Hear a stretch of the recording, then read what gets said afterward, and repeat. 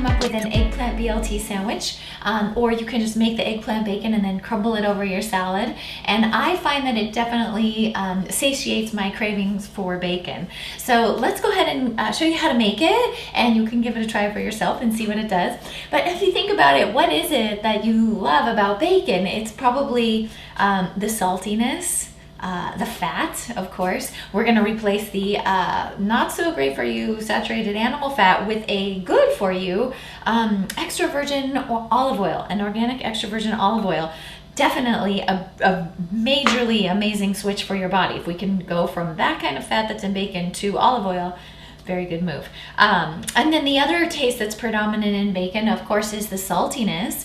And we can replicate the saltiness. We can do it with just some regular salt, some Himalayan sea salt, and we could ground that in there. As a matter of fact, I'll put just a little in there. And then, but it's really salty. Bacon is really salty. So I'm also going to add, this is from an artesian salt company. I don't know if you've tried any of their salts. Their Chardonnay oak smoked salt is one of my all-time favorites. But this one's called Salish, and it has a very strong smoky smell. So I'm going to go ahead and add some of that in there too. We want our mixture to be nice and salty. Now, it's of course going to be fatty, and it's of course going to be salty, even though it's olive oil, but it's still much better for us than bacon. So instead of breaking down and having some nasty old bacon, we are going to attempt to make our own mixture here that will satisfy that craving in a pinch, okay? So the third thing that I would say would be good to add is some paprika. Now, the reason that we want to add paprika, I'm using a smoked paprika, which has an amazing flavor. It has a rich, bold, hearty flavor to it. So it's going to give us that meaty kind of edge that bacon has.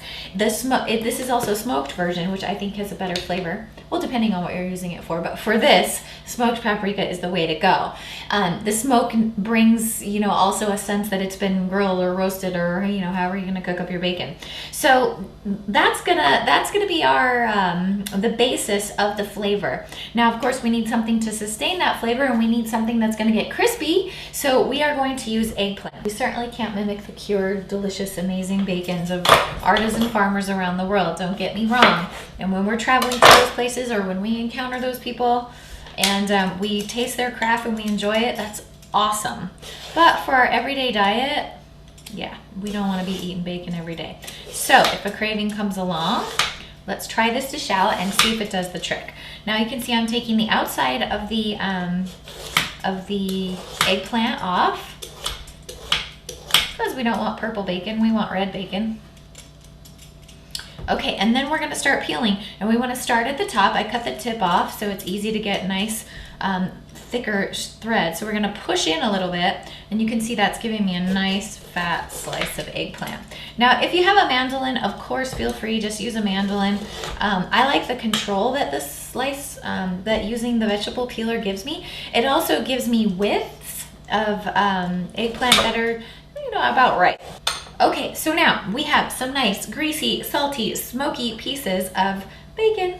Now, two ways to do this. You can put it in a toaster oven, just spread it across the, spread it lengthways across the bars of a toaster oven, and put in a piece of tin foil underneath, so that if any of the olive oil, as the grease gets hot, as the olive oil gets hot, it will sort of drip down. So you want to catch all that so you don't have a fire.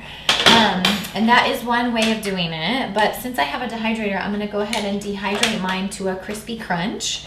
And so in order to do that, I'm going to dehydrate them until they're dry to the touch. I'm going to flip them, and I'm going to dehydrate them until they're crispy. We have piggy safe bacon. Look at that, complete with grease on the towel and everything.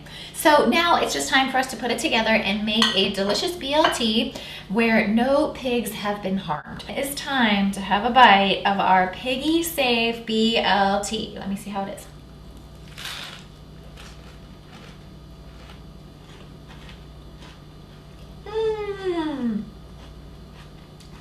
Yum.